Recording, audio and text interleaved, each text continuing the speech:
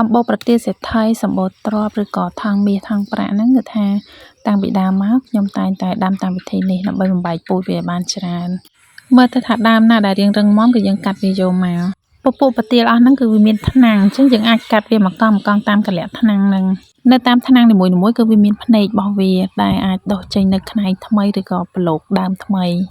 ឲ្យតែយើងធ្វើអញ្ចឹងគឺថាយើងអាចបំបែកពូជប្រទាលទាំងអស់ហ្នឹងបានច្រើនខ្លាំងណាស់កាត់រួចហើយគឺថាយកទៅដាក់ត្រាំទឹកមេជីហ្នឹងរយៈពេល5នាទីវត្ថុធាតុដើមដែលខ្ញុំតែងតែយកមកដាំពួកប្រទាលអស់ហ្នឹងគឺថាមានតែដីហើយនិងទឹកមេជីទេបងប្អូនទឹកមេជីគឺជួយឲ្យដើមរឹងមាំឆាប់ដុះនិងដុះមកមានសុខភាពល្អរីឯអត្រាដែលរស់វិញគឺថាបានដល់ជាង 90% មិនថាប្រទាលផ្កាឬក៏ដំណាំអ្វីទេនៅជុំវិញផ្ទះយើងស្រួលរកជាងគេគឺមានតែដីនឹងបងប្អូនតែក៏ខុសគ្នាត្រង់ថាដីបងប្អូននឹងសម្បូរជីជាតិឬក៏អត់បើដីគ្មានជីជាតិទេនៅពេលដែលបានប្រើទឹកមេជីគឺថាជួយឲ្យដីនេះមានពពួកសត្វល្អិតដែលមានប្រយោជន៍ដូចជាចលែនឯជាដើមហ្នឹងគឺវាជួយឲ្យដីធូរមានរន្ធខ្យល់ចេញចូលគ្រប់គ្រាន់អញ្ចឹងរុក្ខជាតិគឺឆាប់ចាប់ឫសបានល្អហើយ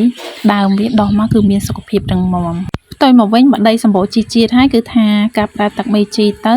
ធ្វើឲ្យរុក្ខជាតិនោះគឺកាន់តែល្អខ្លាំងឡើងពពួកប្រទាលអស់ហ្នឹងបើសិនចាំរហូតដល់មានកូនមានចាយចាំបំបែកគឺថាចំណាយពេលយូរអញ្ចឹងហើយយើងកាត់វាជាកង់យកមកកប់ដីអញ្ចឹងមកកន្លងមកគឺខ្ញុំធ្វើអញ្ចឹងបំបែកបានពូជច្រើនណាស់គឺ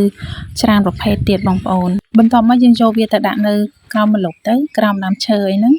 ហើយទឹកមេជីដែលនៅសល់ពីត្រាំដើមគឺយើងកុំចោលវាលាយទឹកហើយយើងយកមកស្រោចវាពីលើរយៈពេលប្រហែលជាកន្លះខែទេគឺថាប្រទាលដែលយើងកាត់ផ្សាំមិញហ្នឹងវានឹងមានដុះឬហើយដើមវារឹងមាំដុះឡើងរឹងស្អាតណាស់បើសិនជាបងប្អូនចាប់អារម្មណ៍ប្រទាលឬក៏ទឹកមេជីឆាតចូល Telegram ឬក៏ Page របស់ខ្ញុំគឺថាខ្ញុំលក់តម្លៃធូរជូនបងប្អូន